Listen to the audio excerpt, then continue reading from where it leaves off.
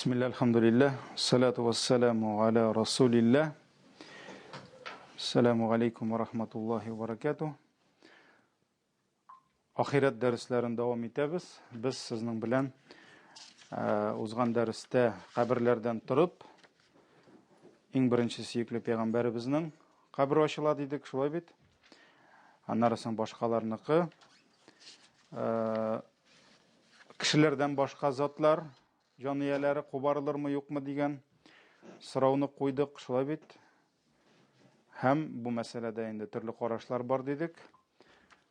Lekin bor oyatlar, ul oyatlarga qarab biz hayvonlarni da Alloh taolo tiriltadi dedik, shulay bit. Hatto Alloh taolo o'zining gadilligin, qudratini ham gadilligini ko'rsatuv uchun hatto hayvonlarni da tirilta, qushlarni da tirilta dedik.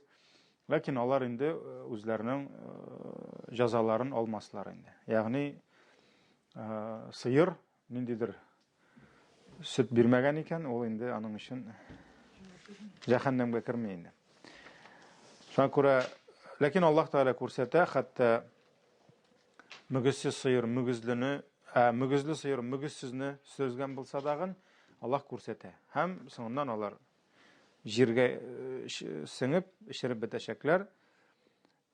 Bir ko'p kishilar shularga qarab kunlashib turashaq, kafirlar. Chunki ular olay ishirib bita olmaylar bik tirasalarda. Chunki kishilar butan o'lmaydi dedik. Shulay bit. Kiyimsiz turalar dedik. Andan so'ng ularga kiyim berilir dedik. Ham eng birinchi kimga kiyim berilashak? İbrahim aleyhisselamga dedik. Chunki bunda birinchi qarash bor dedik. Ni uchun birinchi İbrahimga kela? Shularning birisi endi kitobning avtorida ul fikrga ustunlik bera. Ni muayyan İbrahimni o'tqa otqanda kiyimin soldirganlardir deb kishi oldinda endi. Shunga ko'ra Alloh taolo endi İbrahimni bo'lakli shu sinovlarni o'tgan uchun eng birinchi kiyindirib ana. Albatta iman egalarining, taqvo kishilarining kiyimlari o'zlariga xos bo'laydi. Jahannamga kirasi, gunohga cho'mgan kishilarning kiyimlari boshqa bo'la. O kiyimlarga hali qaytashaq biz. Inshaalloh bizning tema bo'lacaq qiyomat kunida taqvo bandalarining holatlari degan, ham gunohli bandalarning, ham kafirlarning holatlari degan bizning hali tema bo'lacaq. Anga to'xtalashaq biz. Bugün inşallah mahşar meydanına to'xtalamiz. Ham davom etamiz endi olg'a taba. Mahşar demak, qabrlardan turalar, ham jiyilalar Alloh qarshina. Mana shu kishilar jiyila turgan o'rin ul mahşar maydoni deb atala. Mahşar ul endi hashr, jiyilu so'zidan jiyilu o'rini degan so'z. Jiyilu o'rini deganni anglata. Shunga endi mahşar deylar. Hatto bu dunyoda da bik ko'p kishi jiyilsa qo'yadir, o anda mahşar deylar. Shulaymi? O endi shundan olingan. Hashr surasida bor, jiyilu surasi. Alloh taolo jiyi o'rni mahşar bo'ladi. Albatta, ul boshqa yer bo'lacaq. Ham ul yerning sifatlari bu dunyodagi kibik bo'lmay. Bu dunyodagi kibik bo'lmay, ul boshqa turli bo'lacaq. Ham İbrahim surasining 14-oyatida Alloh taolo aytadi: "Yawma tubaddalul ardu g'ayril ardi was samawat." Ul kunida, ya'ni qiyomat kunida yerdi boshqa yer bilan olishilacaq, ham ko'klarda dey. Ya'ni yerda boshqa, ko'klarda boshqa bo'lacaq. Va barazu lillahi al-wahidil qahhar. Ham kishilarda bir yolg'izi bo'lgan Alloh taolaga al-qahhar, qahhar degan so'z, ol endi jinguvchi degan so'z. Kimni tili shuni jinguvchi Alloh taolo qarshina jiyilashaqlar deydi. Ne bizda aytalar bitni Allohning qahhari tushsin deb eshitganingiz bor endimi? Ol bizda nechikdir yomon so'z kibik endi ol. La'nat kibik bit endi. Albatta biz olay deb aytmaymiz, lekin qahhar Allohning al-qahhar degan ismi bor, ol Allohning ismi. Ya'ni Alloh kimni tilasa shulay jingala, halakda aytala, азапка да тартала, әл-Каххар. Шуңа күрә Аллаһ җиңүче. Шулай итеп без бу аяттан күрәбез, җир башка булачак. Һәм Пәйгамбәрбез саллаллаһу алейхи ва салламның хадисендә килә шушы мәхшәр мәйданының тасвирлануы. Пәйгамбәрбез безгә сурәтли. Ничек булачак ул? Бухари Муслим җыентыгында килә, Сахл ибн Саъд тапшыра, Пәйгамбәр саллаллаһу алейхи ва саллям әйтте ди, кыямәт көнендә ди, кешеләр җыелырлар шундый җиргә ди, аның төсе кызгылтка якын ак булыр ди. Менә кай вакыт бик каты ак булса, яки ул зәңгәррәк булып күренә башлый, яки кызгылтырак булып күренә башлый. Кызгылтырак төстә ак булыр ди. Һәм ул ди ак иләнгән, ак чиста оннан ясалган кабартма буламы инде, көлшә буламы? Пәйгамбәр вакытында лепешка булган бит инде. Ул менә шушы көлшә кебек булыр ди. Ягъни аппак иләнгән, оннан пешкән көлшә кебек булыр ди. Димәк, ул җир аппак булачак. Анда бернинди пишрак, бернинди кире юк. Чөнки ул җир чиста, анда гынахлар кылынмаган. Анда беркемне үтермәгәннәр, бернинди зулымлык кылынмаган анда, бернинди шәкелек кылынмаган. Шуңа күрә ул бик ак булачак инде. Шулай ук сахабаларыбыз әйтә, мәсәлән, Абдулла ибн Масгуд, шушы без укыган Ибраһим сүрәсендәге "Яума тубаддалул арду гайрул арди", ул көнне җир башка җир белән алышыныр дигән сүзгә нинди аңлатма бирә? Мәхшәр җире ди, бу дөньядагы җирдән башка булыр ди. Ул бу җир булмас ди. Ягъни планета Земля булмый инде. Шулай бит әйе. Һәм ул җир ди көмеш кебек булыр ди. Көмеш, эрителгән көмеш кебек булыр ди. Һәм ул җирдә бер кашанда беркемнең каны кыелмаган ди, һәм бер гынах кылынмаган ди. Ягъни, менә көмешне эритеп салсаң, тип-тигез шундый җир була. Ул җирдә бер кемнең гынах кылмаган һәм ул җирдә кан кыелмаган ди. Шуңа күрә җир шундый рәвештә булачак. Шулай ук тагын бер хадис килә, ул инде сур турындагы хадистә иде ул. Узун хадиснең бер өлеше. Пәйгамбәр саллаллаһу алейхи ва саллям әйткән, бу күкләр һәм җир урынына ди, башка күк һәм җир булыр ди. Һәм Аллаһ Тәгалә ди, ул җирне бик киң ди, кылыр ди. Һәм ул ди иләнгән тире ничек итеп җәелсә ди, менә тирене тарттыралар бит иләгәндә сугып-сугып. Ул бит җәелә, менә шуның кебек ул сузылган килем кебек булыр ди. Сузылган, растянутый ковер кебек булыр ди. Һәм бер нинди дә тигезсезлек булмасында ди. Ягъни таулар булмый, чокырлар булмый, андай әйберләр булмас ди. Шуннан соң шушы җир җәелгәннән соң Аллаһ Тәгалә үзенең мәхлукларын ди шушы җиргә таба куар ди. Ягъни төркем кешеләрне инде алып китәчәкләр шушы җиргә. Менә бу да күрсәтә, җир башка төрле була. Шулай бит инде таулар, чокырлар, елгалар анда бер нәрсә дә юк хәзергә. Бер нәрсә дә юк, ул тип-тигез җир була. Һәм икенче бер хадистә шулай ук Җабир радиллаһу анһу тапшыра, җир ди иләнгән тире кебек тарттырылыр ди. Адәм баласына ди, аның табаннары басыр җир генә калыр дип әйтә инде. Ягъни ул җир тулыр кебек мәгънәсендә инде.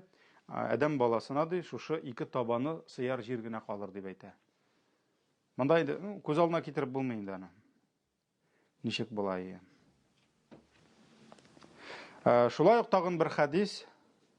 Моны безгә Ибн Габбас тапшыра. Пәйгамбәр саллаллаһу алейхи ва саллям әйтә, Аллаһ Тәгаләнең менә шушы аяты, ул көнне җир башка җир белән алышыныр дигән. Ул җиргә ди нәрсәдер кушылыр, нәрсәдер алыныр ди. Җирнең таулары бетер ди, калкулыклары бетер ди, аланнары һәм агачлары бетер ди. Һәм ул ди базарда сатылган иләнгән тиридән ясалган килем кебек тип-тигез булыр ди. Тип-тигез булыр ди. Шулай ук анда әйтелә инде бер нинди дә менә бу знаклар, сезгә монда, сезгә тегендә андый знаклар, ишаралар булмаячак инде, бер нәрсә дә булмый. Шуңа күрә кыямәттә басып торалар кешеләр, беркем урындык та китереп бирмәй, беркем дә ятып торырга да кушмый, агач күләгәсе дә булмый. Шулай бит бердән бер күләгә, ул көнне гариш күләгәсе дип килә инде. Чөнки кояш бит инде аска төшәчәк. Хәтта Пәйгамбәр саллаллаһу алейһи ва сәллям әйтте, 1 миль дип әйтте. Ул миль ике мәгънәне бирә. Миль бар, морская миль, шулай бит инде. Бар әле миль хатын кызның күзенә сөрмә тарта торган таякчык булган. Ул миль дип аталган. Бик ни булачак инде. Кояш бик якын булачак, шуңа күрә кешеләр кояш астында торганда, менә тип-тигез җирдә торачаклар. Агач та юк кашырга, тегесе дә юк, бусы да юк. Бердән бер күләгә Аллаһның гарышы. Әмма анда бөтен кеше кермәячәк. Менә бу бераз гына мәхшәр турында булды инде. Алга таба күчәбез. Әйдәгез бераз гына, бәлки бер дәресме, ике дәресме сөйләшәбез, иншалла, кыямәт көненең дәлилләр турында. Кыямәт көненә дәлилләр хакында сөйләшәбез. Һәм иң беренче безнең инде сорау, кемнәр кыямәтне инкар итәләр? Кемнәр ахиратны, ягъни гомумән теге дөньяны инкар итәләр? Бераз гына шуларга тукталабыз. Чөнки алар инде лектә булганнар, алар хәзердә бар һәм бигрәк тә бу мәсьәлә безнең халыкта зур проблема булып тора. Ни өчен? Чөнки бездә атеизм булды. Атеизм ул чыннан да безне дөнья белән генә яшәтте. Шулай бит инде. Аллаһ Тәгалә юк дип әйттерде, ул гомергә булмаган әйбер. Менә бу атеизм, аны дин тарихын өйрәнгән галимнәр әйтәләр, бу бер кашан да булмады. Аллаһ юк дигән сүз ди, бер кашан да булмады. Бер халык та Аллаһ юк дип әйтмәде. Әллә нинди динсезлекләргә чумдылар, ширк та кылдылар, кан да кыйдылар, зина да кылдылар, бөтен вахшилек булды, бөтен азгынлык булды, ләкин Аллаһ юк дип әйтмәделәр. Шуңа күрә күп кенә галимнәр әйтәләр, дин тарихында без белмибез ди, шундый заманналар, шундый халыкларны ди, алар бөтенләй Аллаһ юк дип әйтмәделәр бер кашанда ди. Менә бу атеизм, Аллаһны юкта бөтенләй юк дип әйтү, безнең Раббыбыз юк, безнең юктан бар итүче, творец юк, создатель юк дигән әйбер ди, ул менә безнең гасырга гына килде ди. Бигрәк тә безнең илгә. Шулаймы? Моның авторы гарәп, Иорданец. Иорданиядә эшләгән профессор инде, урыны җәннәттә булсын. Былай карасак, ул бит инде яза, менә килде кемнәргәдер дип. Целый илләргә килде дип, ул безнең ил турында сүз бара инде. Без менә Аллаһ юк дигән әйбер, ул бүтән булмады ди бер кашанда. Ләкин кызганыч ул бүген бар. Һәм шуның белән бергә, әлбәттә, ахиратта юк дип яшәүчеләр бар. Шулай бит инде. Аны кем барып күргән әле, кем аннан кайткан әле. Шуңа күрә электә андый кешеләр булган. Хәтта Аллаһка ышанып та, кыямәткә, ахираткә ышанмаучылар алар булган. Һәм Куръани Кәримдә Аллаһ Тәгалә аңа мисаллар китерә. Мәсәлән, шуларның берсе Рагыд сүрәсенең 5-нче аяты. Әгәр дә Аллаһ Тәгалә әйтә, әгәр син гаҗәпләнсәң ди, син гаҗәплән шуларның сүзләренә ди. Кемнәрнең сүзләре? Алар әйтәләр ди. Без үлеп тузанга әйләнгәннән соң яңадан яңа махлук булып торбызмыни ди. Ягъни менә шуларның сүзләре гаҗәп инде, сәер ди.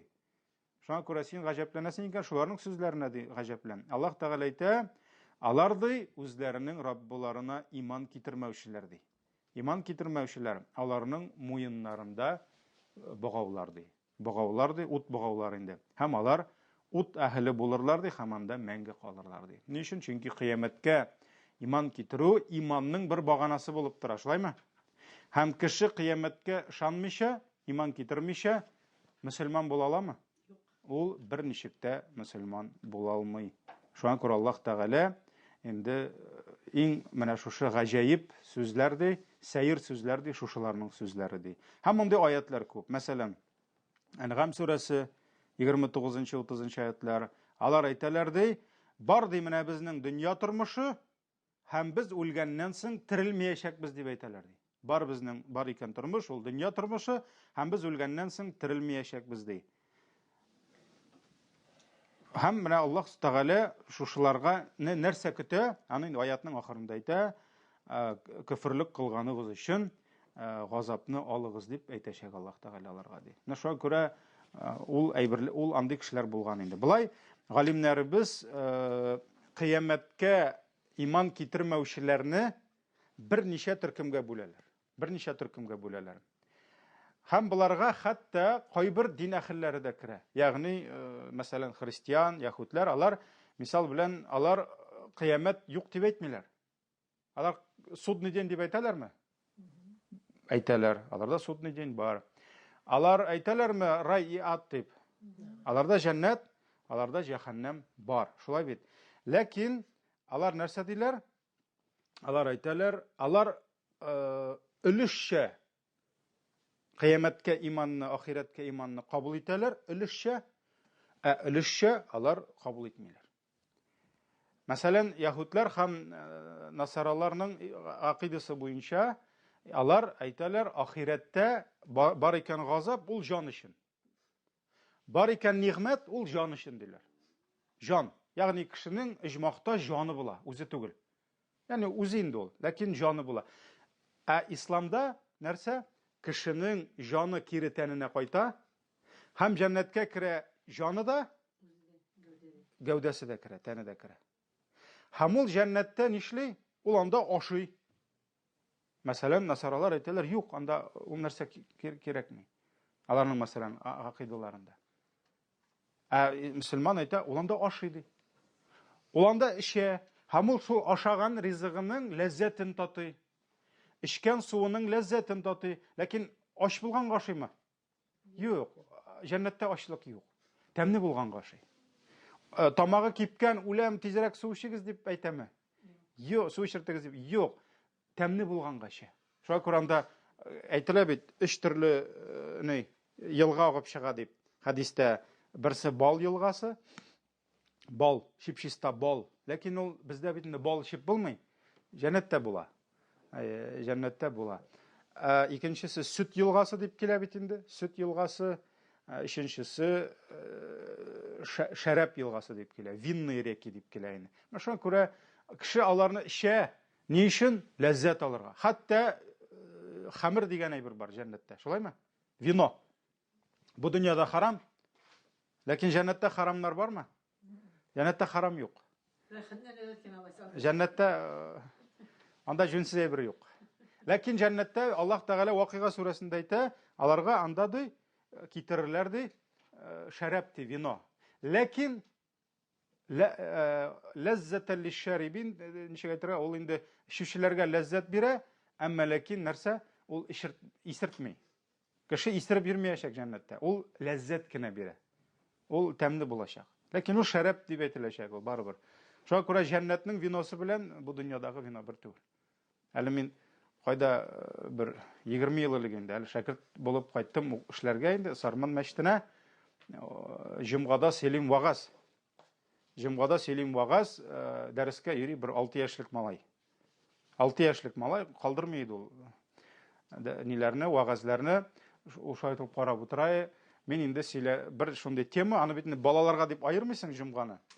Шунда инде Пәйгамбәр саллаллаһу алейһи ва сәлләмнең хәдисләрен китереп, иҗмахта ефәк була, иҗмахта шәраб елгалары була дип, шундый ахырдан инде шундый нәтиҗә чыгарылды. Кем җәннәт ефәкләрен киясе килә, бу дөньяда кимәсен. Кем җәннәт шәрабләрен чәсе килә, бу дөньяда ичмәсен дигән шундый нәтиҗә чыгарылды инде. Бу җегет моны истә калдырган.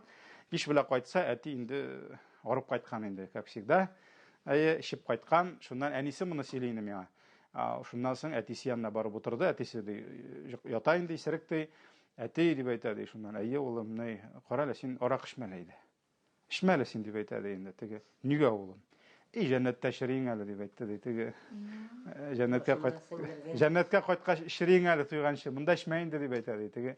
Шуның кебек, ул җәннәттә бар. Шулай бит инде, шәраб елгасы бар. Ләкин хәтта җәннәттә ир белән хатын бар, бергә яшәү бар, хәтта җинси мөнәсәбәт бар ир белән хатын арасында. Шуңа күрә алар бөтенесе бар. Әмма насара акыйдасында алар аны инкар итәләр. Ягъни өлешчә шану бар, өлеш юк инде. Чөнки менә бу без иман китергән өлешләрен алар кабул итмиләр. Әмма аларның бөтенесенә хадисләр бар, бөтенесенә дәлилләр бар, җәннәттәге җимешләр бар. Шулай бит инде. Җәннәттәге җимешләр бар. Ул нәрсәләр бар. Шулай ук бар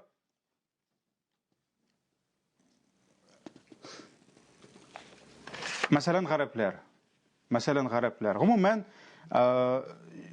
кыямәткә иман китермәүчеләрне бүләләр берничә төркемгә. Беренчесе, алар инде атеистлар.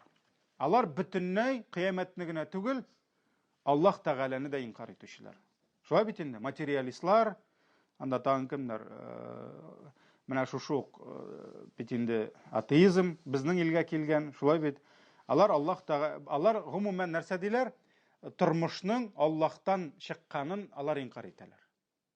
Шулай бит инде, алар инде башка эволюция тегесе бысын китерәләр, маймылдан чыккан, хезмәт кылып маймыл кешегә әйләнгән, шулай бит инде. Менә шулай иттереп, нәрсә?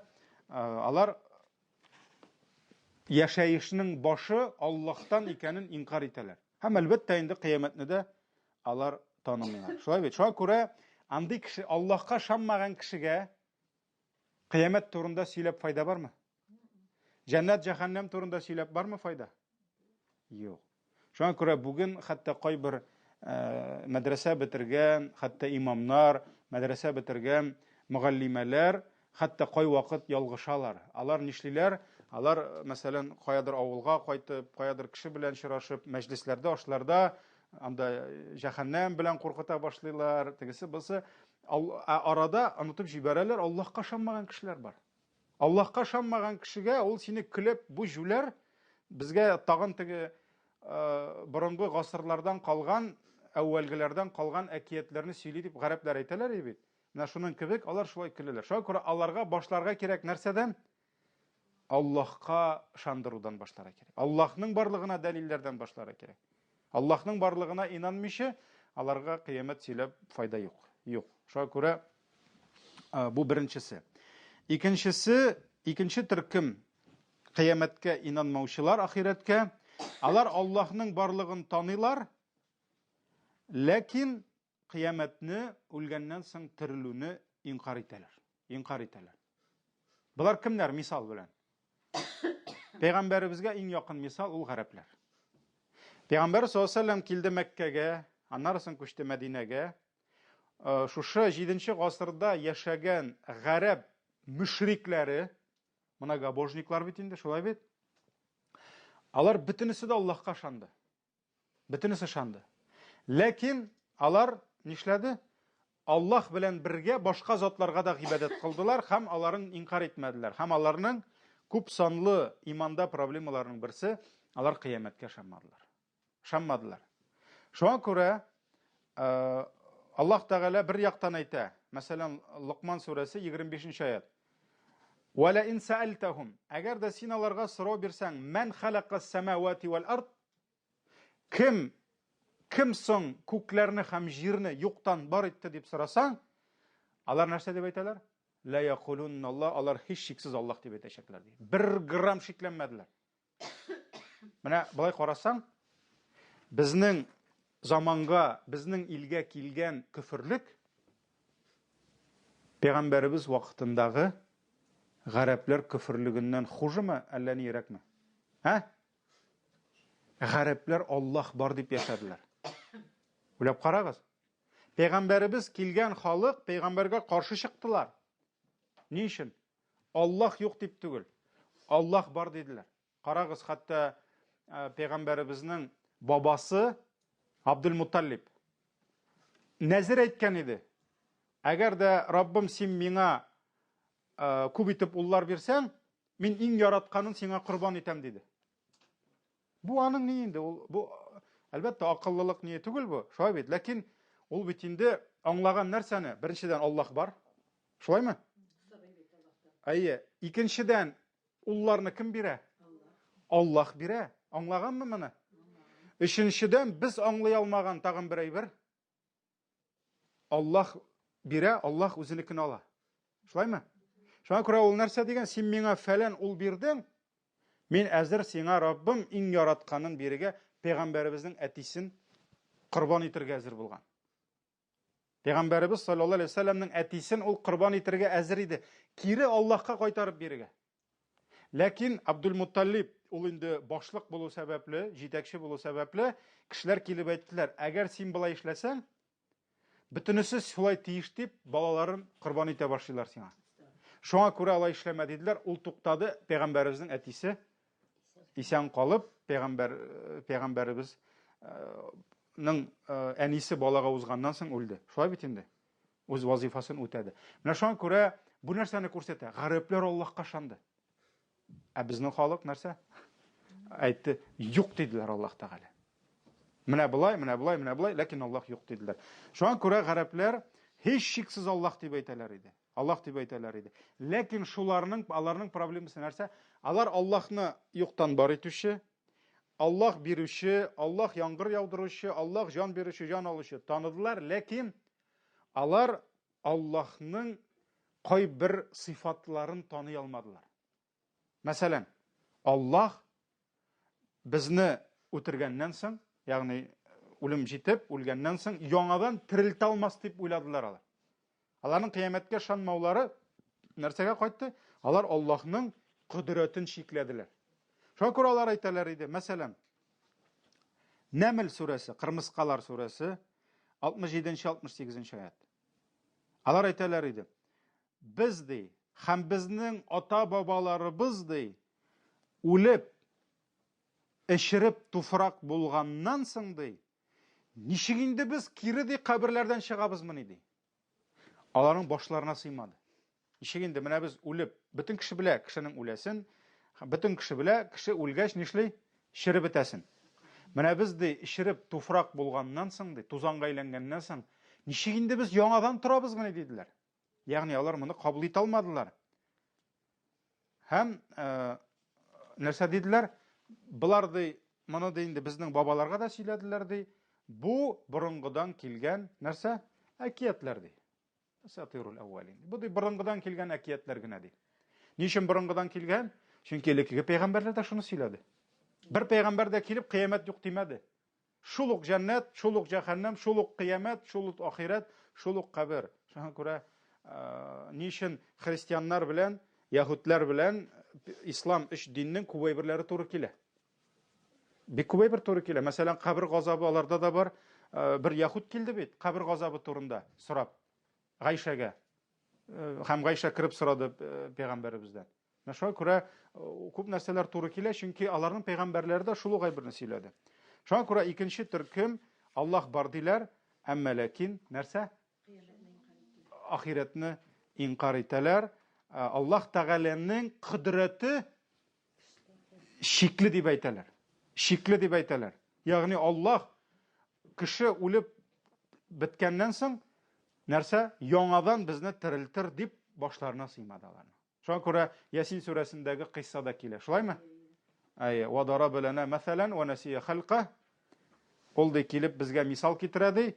Ва насия халqa, үзенең ди кайчандыр бөтенләй бер нәрсә булмаган оныткан ди. Сөякләрне килеп изде бит, шергән сөякләрне. Син нәрсә уйлыйсың? Мин шушы үлеп сөякләр шергәннән соң мин Аллаһ яңадан терелтер дип уйлыйсыңмы диде бит. Шулай бит. Ва насия халqa. Үзе оныткан ди, үзенең бит ул сөяктә түгел иде. Һәм син аңа әйтте, "Мен юхиха кул юхиха аллази анша'аха awwal marra." Әйтте, менә бу сөякләрне кем беренче мәртәбә ясаган булса, ул аларны яңадан терелтер ди. Менә шуңа күрә алар нишләделәр? Инкар иттеләр Аллаһның кудрәтен, Аллаһның көчен. Һәм өченче төркем алар кыямәт бар диләр, ахират бар диләр, җәннәт җәһәннәмгә ышаналар, ләкин Аллаһның китабында әйтелмәгән рәвештә. Менә монда инде мәсәлән яһуд насараларны китерде, кайбер фәлсәфә, философ галимнәр бар, хәтта кайбер исламда бар, мәсәлән шул ук шиитләрдә, шигаларда бар кайбер төркемнәр, алар инде Аллаһ Коръәндә һәм пәйгамбәребез хәдисләрендә әйткән кебек танымыйлар аны. Ягъни ышаналар, ләкин икенче төрле. Бөтенләй икенче төрле шаналар. Алга таба, әйдәгез хәзер ничек Коръән карыйк. Ничек итеп Коръән кыямәтнең барлыгын безгә сөйли һәм ничек итеп ул аны дәлилли. Чөнки менә безнең халыкта бу проблема булгач, мин инде туктарга уйладым. Беренче уйлаганым сикереп китик дип моны. Бу бит инде теге яңа әйберләрне дә нәрсә белмисез. Монда күбрәк ничек итеп Коръән кыямәт ахиратны исбатлый. Иң беренче без инде шуны әйтергә тиешбез.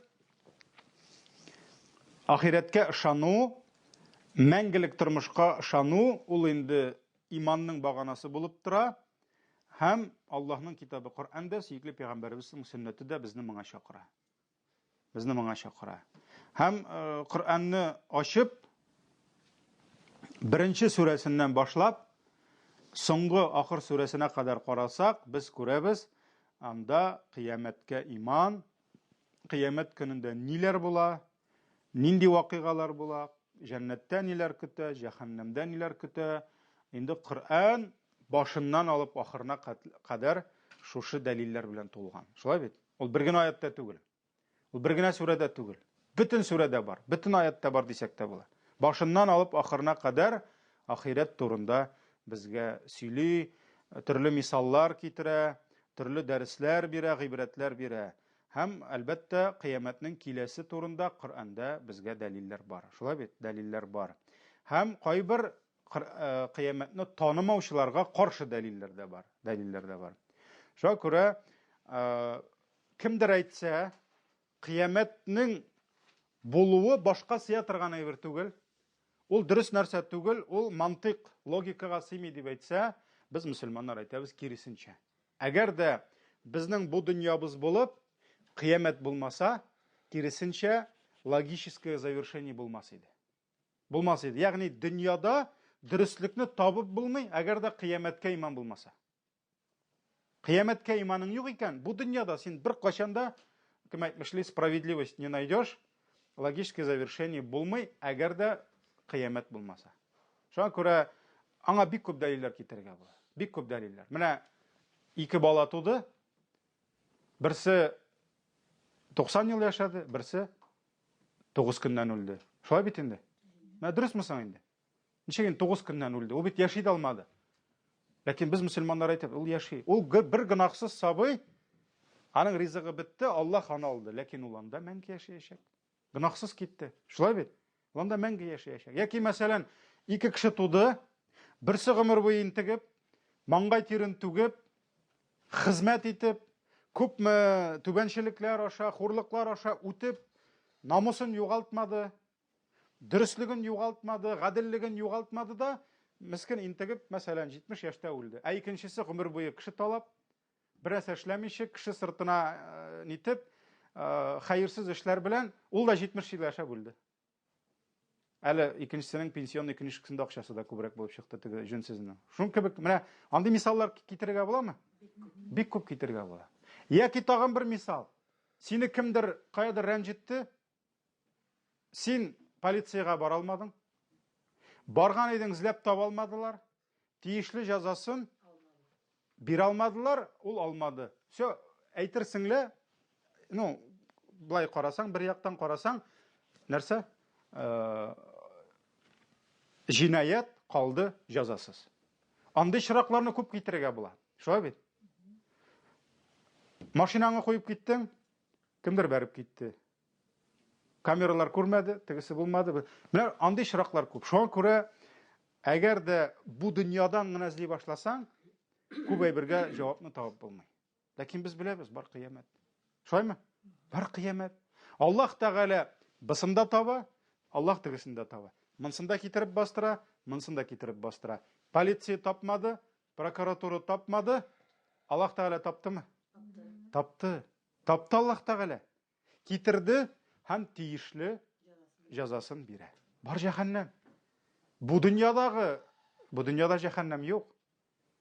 Бу дөньяда Алла сакласын, анда зинданнарда, төрмәләрдә утырырга, ләкин ул җәһәннәм түгел. Җәһәннәмдә анда күз алдына китереп булмый.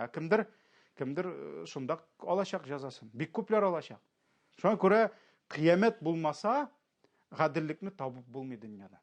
Шуңа күрә кешенең Аллаһ Тәгалә сәламәт акылына салган кыямет бар гына түгел, ул булырга тиеш. Шулаймы?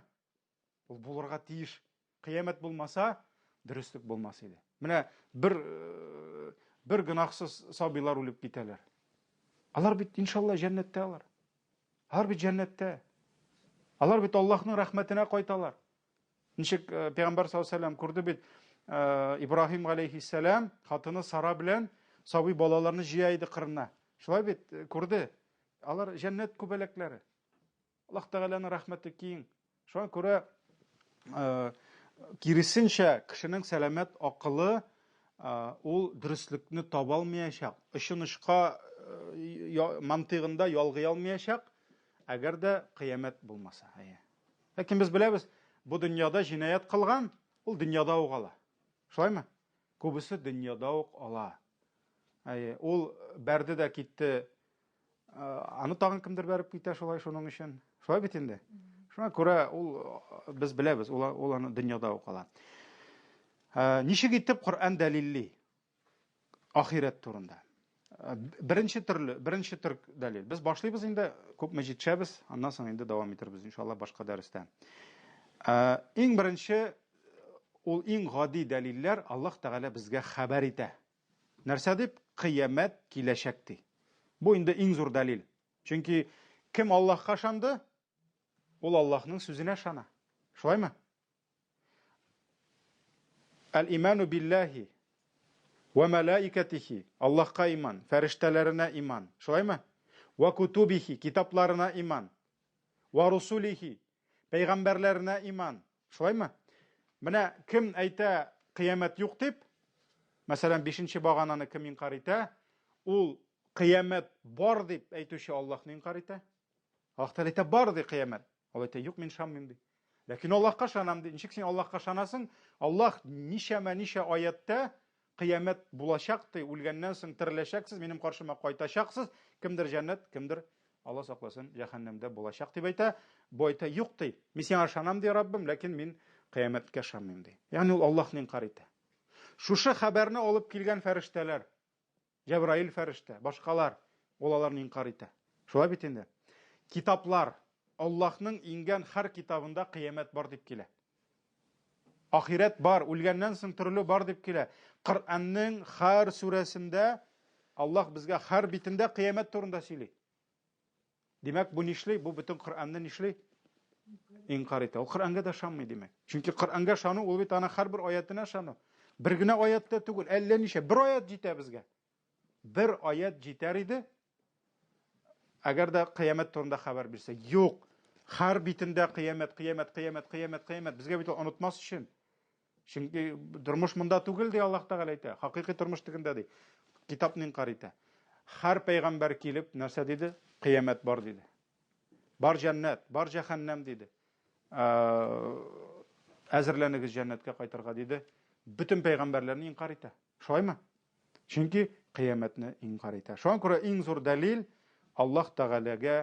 Аллаһ Тәгаләнең безгә сүзләре. Кем Аллаһка иман китерде, кем аның китабына иман китерде, ва анна Мухаммадар Расулуллаһ дип әйтте, Мөхәммәд аның илчесе дип әйтте.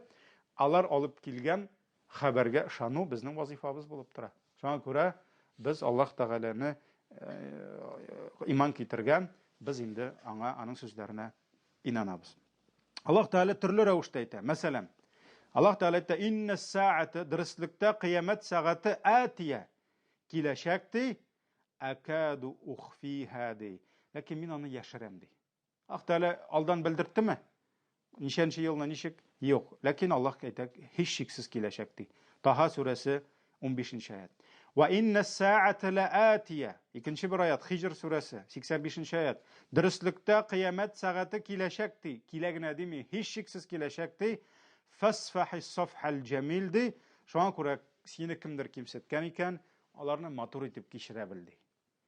Кичерә бел ди. Ягъни Аллаһ Тәгалә нәрсә ди? Мәсәлән, син кемдер сине рәнҗетте, ни өчен кичерә мөселман?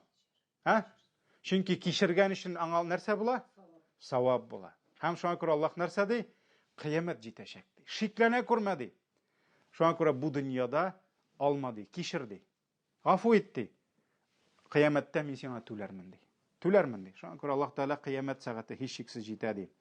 Инна ма ту'адуна лаат. Ан'ам сүрәсе 134-нче аят. Дөрестлектә сезгә вәгъдә ителгән көн киләчәк ди. Ва ма антум биму'җизин. Һәм сез аннан котыла алмассыз ди. Берегез дә котыла алмыйсыз ди. Хәтта кыямәт юк дип йөрүчеләр дә котыла аламы, юкмы?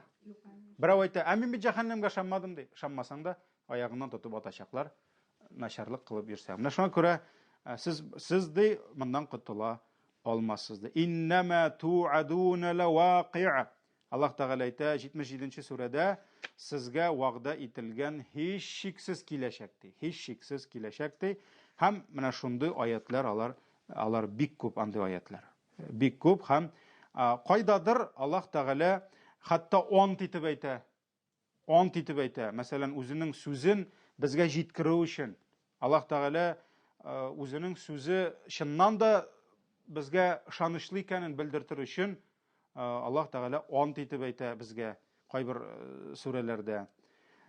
Кайбер җирләрдә Аллаһ Тәгалә безгә үзе белән ант итеп әйтә. Ант итеп әйтергә куша пәйгамбәребезгә. Минем белән ант итеп әйтә аларга ди. Мәсәлән, ва ястамбиунака ахаккун ху. Кешеләр Юнус сүрәсе 50-нче аят. Алар килеп синнән сорыйлар ди. Нижеле кыямәт була инде дип ди. Дөнья бетәчәкмени? Яңадан торачакбызмыни дип ди. Син аларга әйтти, кул и ва рабби иннаху лахак. Әйтти, әйе, Раббым белән ант итеп әйтәм дип әйтти аларга ди. Ул киләчәк ди. Ва ма антум бимугҗизин. Һәм сез аннан котыла алмаячаксыз ди. Котыла алмаячаксыз ди. Зa'ама аллазина кафару алла юб'ату. Менә ди кафирләр ди, без үлгәч терелмәячәкбез дип уйлыйлар ди. Аллаһ Тәгалә әйтә. Кул бала ва рабби. Син аларга әйтти, юк, Раббым белән ант итеп әйтәм. Ла туб'аthunna thumma la tunabba'unna bima амилтум. Һичшиксез үлгәннән соң тереләчәксез һәм нәрсә кылган булсагыз, сезгә бөтенесен хәбәрне җиткерәчәкләр ди. Нәрсә эшләдең, бөтенесен чыгаралар. Шулай бит. Һәм вазалика алаллаһи ясир. Һәм бу Аллаһка бик җиңел ди. Бу Аллаһ өчен бик җиңел ди. Менә шуңа күрә монда да Аллаһ Тәгалә нәрсә ди? Минем белән ант итеп әйт кешеләргә ди. Кыямәт җитәчәк ди. Ант иткәч инде кешегә ышанырга җиңелрәк була. Шулай бит. Кайбер җирдә Аллаһ Тәгалә тәнкыйтьли кыямәткә ышанмаучыларны. Тәнкыйтьли. Мәсәлән, Аллаһ Тәгалә әйтә Шура сүрәсенең 18-нче аятында дөрестлектә ди, кыямәт турында бәхәс йөртүчеләр ди. Пәйгамбәрбез белән бәхәсләштеләр. Юк, дөрес әйтмисең син. Син алдыйсың дип. Алар ди бик тирән адашуда ди. Аллаһ Тәгалә әйтә. Алар бик кат адашканнар ди. Мәсәлән, Нахл сүрәсе, Намл сүрәсе, кырмыскалар 66-нчы аят. Алар ди әле өстәвенә кыямәтне белмиләр ди. Ахиратны белмиләр ди. Һәм алар ди аның турында шикләнәләр ди. Һәм алар аннан сукыр ди. Менә шуңа күрә Аллаһ Тәгалә каядыр тәнкыйтьли, каядыр мөэминнәрне мактый. Менә алар кыямәткә ышаналар ди. Мәсәлән, Алиф Лам Мим. Алиф Лам Мим. Шулай бит инде. Заликал китабу ла райба фих. Бу китап ди, аның дөрестлегендә һич шик юк ди. Худал лил муттақин, тaqwa бәндәләр өчен хидаят ди. Аллазина юъминуна бил гайб. Кемнәр яшерен нәрсәгә иман китерәләр ди. Яшерен. Без Аллаһны күрмәдек, иман китердек. Без фәрештәләрне күрәбезме? Ләкин иман китерәбез. Без аларны яратабыз. Шулай бит инде. Хәтта пәйгамбәребезне дә күрмәдек. Шулай бит инде. Ләкин иман китердек. Үзебезнең туганнарыбызга карый ныграк сөябез аны. Кыямәтне, җәннәт, җәһәннәмгә иман китердек. Һәм менә шундый мисаллар инде. Яра киләсе дәрескә иншалла дәвам итәрбез. Тагын бәлки бер дәресне багышларбыз шуңа. Аннарысын инде алга таба китәбез. Чөнки бу дәлилләргә дә туктамыйча булмый инде. Чөнки безнең халыкта ул проблема булып тора. Ахиратны инкар итү. Субханакаллаһумма бихамдик, шаһаду ла илаһа илля анта, астагфирука ва атубу илейк.